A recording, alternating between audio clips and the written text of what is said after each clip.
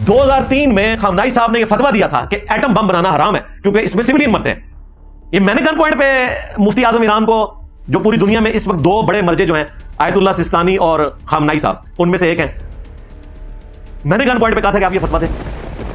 फिर 2015 में उन्होंने बारक ओबामा जो प्रेसिडेंट थे अमेरिका के, उनके साथ डील की कि हमारे तो मुफ्ती आजम का फतवा है, हम एटम बम नहीं बनाएंगे, हम सिर्फ एनर्जी के लिए इसे यूरेनियम को अफजूदा करेंगे, एनरिचमेंट करेंगे, और वो भी उस लेवल तक जो हमारी एनर्जी की रिक्वायरमेंट है हम एटम बम तक नहीं लेके जाएंगे। फिर IAEA का हिस्सा बने, NPT के ऊपर सिग्नेचर किए कि हम इसको एक्सपोर्ट भी नहीं करेंगे। ये तो ट्रंप जब 2018 में आया, इसने आकर ईरान की वो डील तोड़ दी, क्योंकि इन्हें पता था कि ईरान की अगर ये डील कायम रही तो 10 साल के अंदर दुनिया की 5 बड़ी इकोनॉमीज में ईरान आ जाएगा, क्योंकि उनके पास तेल इतना है, वो तो इस दुनिया में सर्वाइव कर सकते हैं बगैर किसी और चीज के। हालांकि अजनास भी वो उगाते हैं, बाकी चीजें भी। ट्रंप ने आके डील तोड़ी थी इसराइल के कहने के ऊपर, वही जो नेतन्याहू है, जिसको अर्दगान साहब ने इस दौर का हिटलर डिक्लेयर किया। अभी भी ईरान उनसे डील ही कर रहा था। 5 दौर हो चुके थे, छठे से पहले इसराइल ने हमला किया, उसे पता चल गया था कि ये अमेरिका के साथ डील कामयाब होगी तो ईरान से ज्यादा ताकतवर मुल्क ही कोई नहीं होगा। तो ये इंजीनियर साहब नहीं कह रहे थे कि डील लो, ये ईरान की ख्वाहिश थी। अब ये देखें कैसा ये बना के पेश कर रहे थे कि इंजीनियर साहब कह रहे हैं घुटने टेक दो, इतनी 2 नंबरी। अब हम कोई बात कर रहे हैं तो वो अपने मुकदमे में कर रहे हैं, उसकी बुनियाद के ऊपर किसी का मुहर्रक तय करना कि जी ये यहूद नसारा का एजेंट है, इसलिए बात कर रहा है। तो फिर मैं ये कहूंगा कि यहूद नसारा के असल एजेंट तुम हो। तुम चाहते हो कि ईरान को हल्लाशेरी दो ताकि वो अमेरिका से टकराए और अमेरिका उसका कचूमर निकाल दे, और तुम तो ईरान वालों को वैसे ही काफिर समझते हो। तुम जो बंदियों के, बरेलवियों के और वाबियों के एजेंडे के ऊपर हो, अंदर से तुम ये हो, चाहते हो कि ईरान मर जाए। तो मैं भी ये मुहर्रक तय कर सकता हूं ना, स्टोरी बनाने को तो कोई भी बनाई जा सकती है। जिस तरह मैं कह रहा हूं कि ईरान को इस वक्त किसी तरीके से जंग रुकवानी चाहिए, वरना कचूमर निकाल देंगे, निकाल दिया सुबह कचूमर उन्होंने।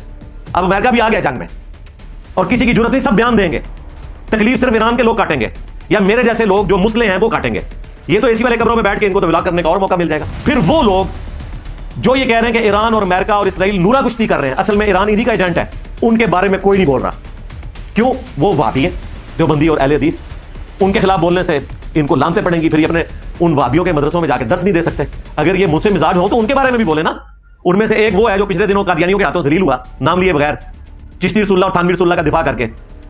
उसने तो बकायदा वीडियो में आगे कहा है कि नूरा कुश्ती है, दोनों मिले हुए हैं, लेकिन उसके खिलाफ किसी मोटिवेशनल स्पीकर का क्लिप नहीं आएगा उसकी तस्वीर लगा के, और उसका मुहर्रक भी कोई तय नहीं करेगा। और अगर मेरे जोर लगाने पे किसी ने कोई वीडियो रिकॉर्ड भी करवाई ना, तो वो ऐसे तरीके से रिकॉर्ड करवाएगा कि उनसे दोस्ती भी ना टूटे। पिछले दिनों आपने देखा कि हमारे जो साहिल भाई हैं, उनके साथ ऑनलाइन पॉडकास्ट की एक मौलवियों के फ्रंटमैन ने, जब साहिल भाई मेरे बारे में बोल रहे थे तो वो कितना एंजॉय कर रहा था। जैसे ही मुफ्ती तारिक मसूद साहब का नाम लिया, उसका फ्यूज ही उड़ गया, वो रोकना शुरू हो गया। अब आपको पता चल गया इनके सबके चेहरों के निकाब उतर रहे हैं। ये चूंकि दीन के मैदान में तो फेल हो चुके हैं, इन्हें पता है कि इंजीनियर साहब ने जो तौहीद बयान की है वो कभी किसी अहले हदीस ने भी बयान नहीं की। इंजीनियर साहब ने जो अहले बैत का दिफा किया है वो कभी किसी शिया ने भी नहीं किया। इंजीनियर साहब ने जो सुन्नत की अहमियत के ऊपर खुलफा राशिदीन का मुकदमा लड़ा है वो कभी किसी देवबंदी बरेलवी ने भी नहीं लड़ा। और इंजीनियर साहब ने जो बुखारी मुस्लिम का तारुफ उम्मत को करवाया वो किसी अहले हदीस ने भी नहीं करवाया। तो उस मैदान में तो हो गया फेल। अब ये इस तरह की चीजों में अपना रुकमा डाल के ना तो मुझे डिफेम करने की कोशिश करते हैं, मुझे कोई फर्क नहीं पड़ेगा भाई। हमारी दावत हक गली गली, मस्जिद मस्जिद, करिया करिया पहुंच चुकी है। लोग मेरे करैक्टर से भी वाकिफ हैं, पूरा ट्रैक रिकॉर्ड उनके सामने है और उन्हें पता है कि हक बात इंजीनियर साहब अपने प्लेटफॉर्म से कर रहे हैं। हमारा एक रज्ज तुम्हारे सारे फिरकों को भाग के ले गया। मैं नबी साहब है ही कोई नहीं, तेरे बाबे थे शाह ही कोई नहीं। मुझे बताएं, हमारा कोई स्टूडेंट हमसे किसी मामले में इख्तिलाफ राय करने के बाद चिश्ती रसूलुल्लाह को सही कहना शुरू कर देगा, या वो कहेगा जी आंदा के बाद मैं अब थानवी रसूलुल्लाह को भी सही मानूंगा, आंदा के बाद मैं मियां को भी दुरुस्त समझूंगा, कब्रों से फैज निचोड़ने को भी दुरुस्त समझूंगा, और अब से मैं जो हूं वो यजीदी बन जाऊंगा, आंदा से मैं कादियानी वाली नमाज दोबारा शुरू कर दूंगा बगैर रफुल यदैन के। और बुखारी मुस्लिम में जो रफुल यदैन के साथ तरीका लिखा हुआ है नमाज का, रुकू में जाते वक्त और रुकू से उठते वक्त रफुल यदैन वो मैं छोड़ दूंगा और दोबारा मैंने हनफी कादियानियों वाली नमाज, जो कि हनफी बरेलवी भी पढ़ते हैं और हनफी देवबंदी भी, वो शुरू कर दूंगा। ऐसे होगा भाई, ये सारे जाली हैं। इनके बड़े भी यही कुछ करते थे। सूरह आल इमरान में आता है कि यहूदी कहते थे कि सुबह के वक्त इस नबी पर ईमान ले आओ, शाम को इसको छोड़ जाना ताकि इसके साथी से मुतनफर हो जाए। उस वक्त भी जो भोले वाले लोग थे वो कहते थे यार इतने बड़े बड़े यहूदी, आखिर कोई वजह तो होगी, पूरा दिन के बैठ के नबी इस्लाम की मजलिस सुनते हैं और शाम के वक्त कहते हैं कि ये तो झूठा दावा नबूवत करने वाला है, तो लोगों के दिमाग खराब हो जाते थे।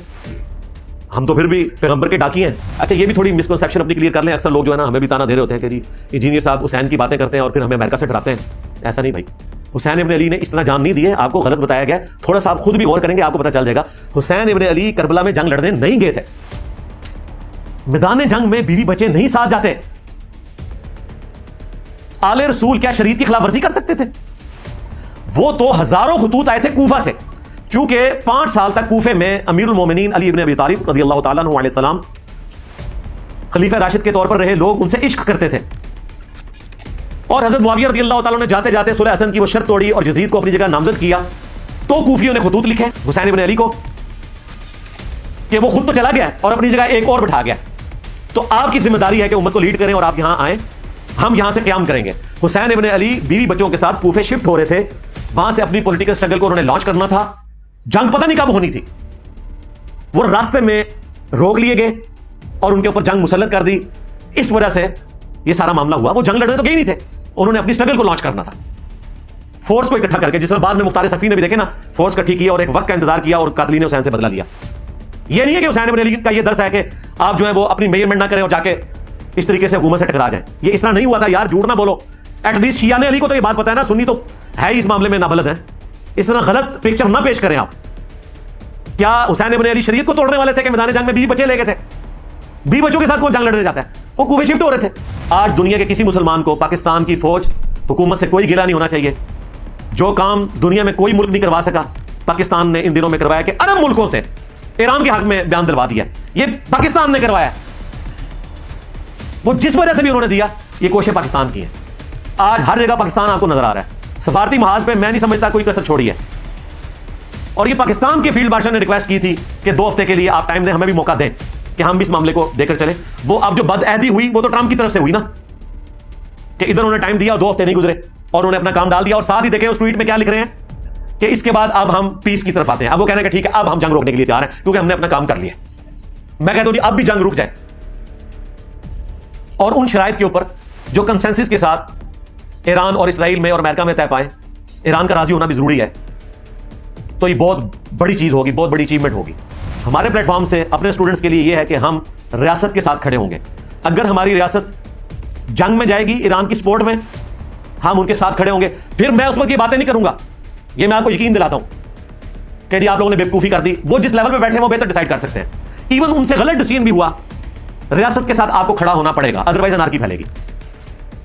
और अगर वो जंग में ना भी जाएं, सिर्फ सफारती सपोर्ट करें, तो भी हम उन्हें तंग नहीं करेंगे कि एहतजाज करके मुल्क को ब्लॉक कर दें कि जी आप जो है वो ईरान का फौजी साथ भी दें। ये भी हम काम नहीं करेंगे, क्योंकि जिस जगह पे बैठ के वो चीजों को देख रहे हैं उस जगह पे हम नहीं देख रहे होते।